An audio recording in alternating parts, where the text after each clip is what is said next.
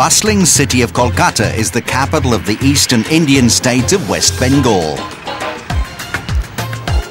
The city is home to around 5 million people and has an extended metropolitan population of over 14 million.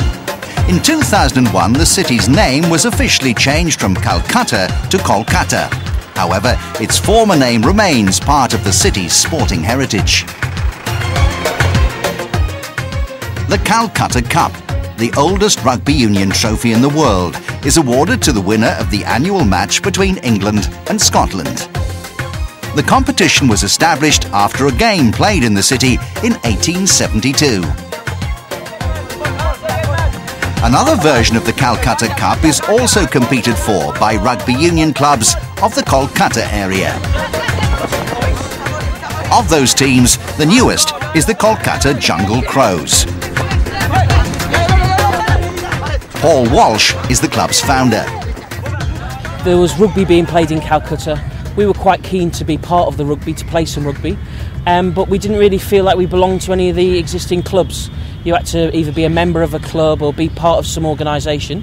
So we set up the Crows to be open for everybody, so anybody could join, and just to have fun playing rugby. Established in 2004, the Jungle Crows compete in the region's two 15-a-side tournaments, the Calcutta Cup and the Centenary Cup. The club, who recently won the Centenary Cup for the first time, has also established junior teams who play at under 13, under 16 and under 19 levels. Earlier this year, the club sent a team to England to take part in the Bishop Stortford International Under-13 Rugby Festival.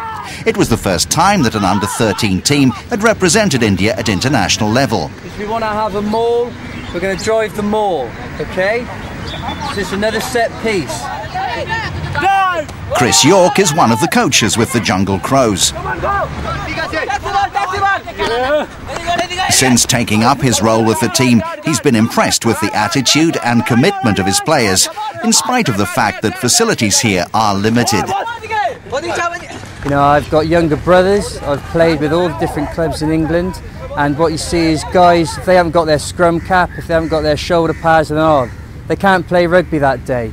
But here, we've got guys who haven't got boots, you know, and they're coming on the pitch. No gum shield, no scrum cap, but they're still out there throwing themselves around with as much physical aggression as any English kid does, and that's been quite inspiring for me. In a city where there are an estimated 50,000 street children, the club works closely with a local charity called Ashaliyam, which offers help and support to street children. The club runs coaching sessions for underprivileged youngsters and goes into schools to help and encourage children to develop a variety of skills that will benefit them in the future. Sailen Tudu is one of many whom the club has helped. Since joining the team 4 years ago, the 19-year-old has learned to speak 6 languages and acknowledges the positive impact that the sport has had upon his life. I want every children in my village, in tribal people, most of the boys they should brought up with a rugby ball. That's my aim. I never see a rugby ball when I was kid.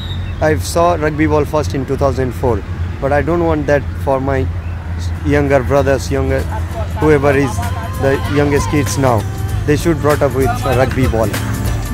Hailing from a small village 250 kilometres from Kolkata, Sailen didn't speak any language other than his tribal dialect before hooking up with the Jungle Crows. He was recently awarded a full rugby scholarship to Hartpury College in England, where he'll study sports science. Through their work in developing links with people at all levels of society, the Jungle Crows' aim is to show that rugby can be enjoyed by everyone, as the IRB's Development Officer for India attests.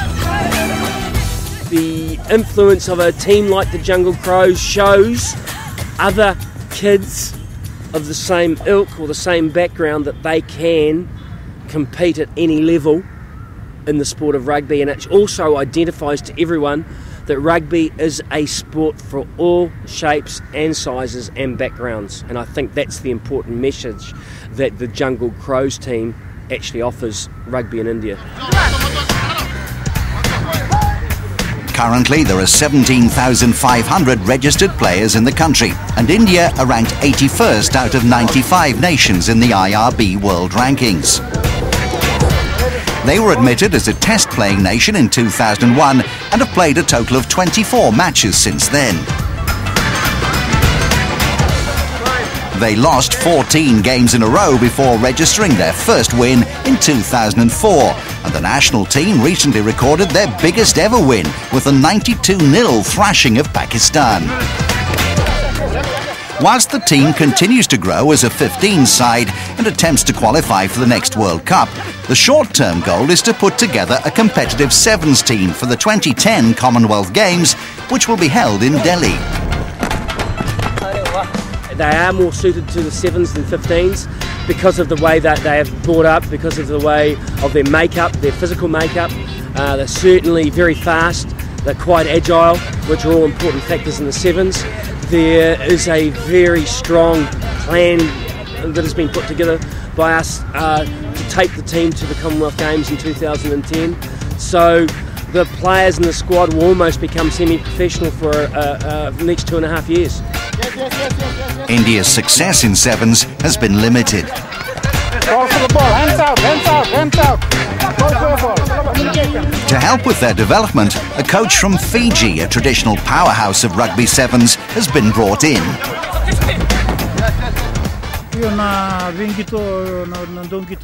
A lot of these rugby players are natural sevens players, and they have a very good amount of potential.